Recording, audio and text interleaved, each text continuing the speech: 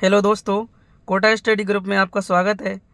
आज हम आपको जीके के कुछ महत्वपूर्ण प्रश्नों के बारे में बता रहे हैं जो कि चतुर्श्रेणी कर्मचारी के लिए 20 और 21 के पेपर के लिए बहुत ही महत्वपूर्ण जीके के प्रश्न होंगे। ये प्रश्न आपके सामने स्क्रीन पर हैं। आपके सामने पहला प्रश्न हम बोल रहे हैं कि राजस्थान का कौन सा शहर कर्क रेखा के निकटतम स्थित है।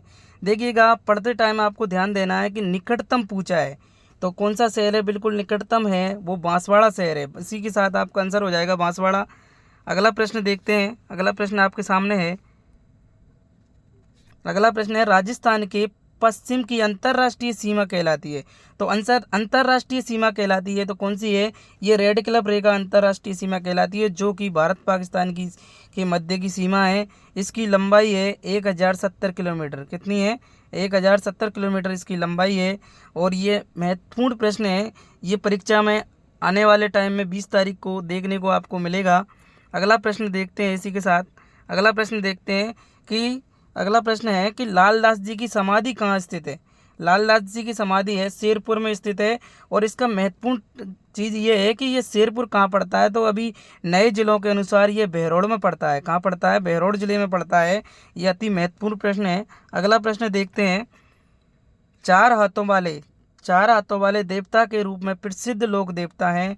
तो प्रसिद्ध लोक देवता कल्ला जी हैं। चार हाथों वाले के देवता के रूप में प्रसिद्ध कौन से देवता हैं? कल्ला जी हैं। अगला प्रश्न देखते हैं।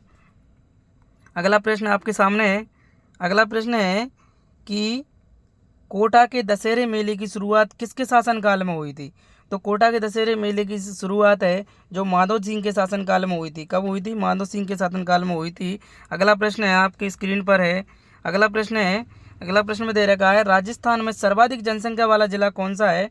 तो जयपुर है। राजस्थान का सर्वाधिक जनसंख्या वाला जिला कौन सा है? जयपुर है। अगला प्रश्न है, राष्ट्रीय सरसों अनुसंधान केंद्र स्थित है।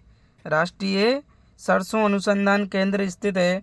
तो राष्ट्रीय सरसों अनुसंधान केंद्र है वो सेवर भरतपुर जिले में है। कहाँ पर है? सेवर भरतपुर जिले में है। अगला प्रश्न है। अगला प्रश्न देखिए। तो अगला प्रश्न है आपके सामने। अगला प्रश्न है, ये देखिए अगला प्रश्न, बनास नदी पर कौन सा बांध है? तो बनास नदी पर कौन सा बांध है? रामगढ़ बांध है, रामगढ़ बांध है, या मेजा बांध है, या बीसलपुर बांध है, या जवाई बांध है? तो बनास नदी पर कौन सा बांध है इसके लिए? तो बनास नदी पर बांध है बीसलपुर बांध है। कौन सा बांध है? बीसलपुर बांध है। बीसलपुर बांध के लिए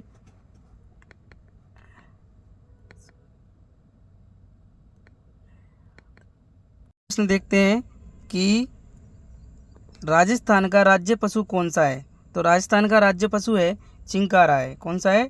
राजस्थान का राज्य पशु चिंकारा है। अगला प्रश्न देखते हैं। अगला प्रश्न है, गोडावन पर डाक टिकट कब जारी हुआ? ये बहुत ही महत्वपूर्ण प्रश्न है।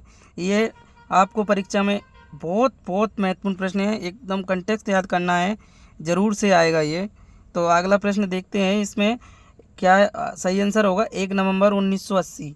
ये आप रट लो, ये 100% आएगा, 100% आएगा ही आएगा ये प्रश्न। ठीक है, अगला प्रश्न देखते हैं। अगला प्रश्न है, ताल छापर कृष्ण मृग अभयारण्य किस जिले में है? तो ताल छापर कृष्ण मृग अभयारण्य है वो कौन से जिले में है? चुरू जिले में है। ताल छापर कहाँ पे है? चुरू में है। तो कौन से जिले में है ये कृष्ण अभयारण्य? चुरू जिले में। अगला प्रश्न देखते हैं। अगला प्रश्न है आपके सामने, गीदड़ नृत्य किस क्षेत्र से संबंधित है? तो गीदड़ नृत्य के किस क्षेत्र से संबंधित है? तो ये शेखावाटी क्षेत्र से संबंधित है। किस क्षेत्र से संबंधित है?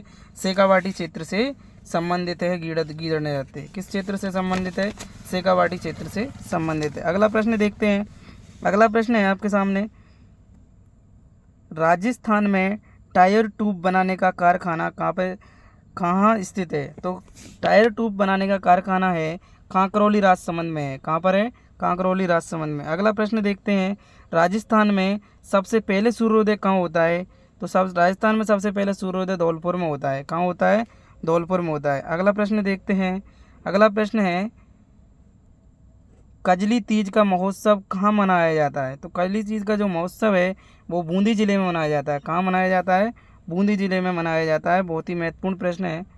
अगला प्रश्न देखते हैं। अगला प्रश्न है आपके सामने, विजय सिंह पथिक का मूल नाम क्या था? बहुत महत्वपूर्ण प्रश्न है। तो विजय सिंह पथिक का मूल नाम है वो भूप सिंह था। क्या था? भूप सिंह। अगला प्रश्न देखते हैं। अगला प्रश्न है आपके सामने। अगला प्रश्न है, मुंशी देवी प्रसाद ने राजपूताने का कर्ण की संज्ञा किसको दी है? तो ये राजपूताने कर्ण की संज्ञा दी है राय सिंह को। किसको दी है? राय सिंह को। राय सिंह के आपका सही आंसर हो जाएगा।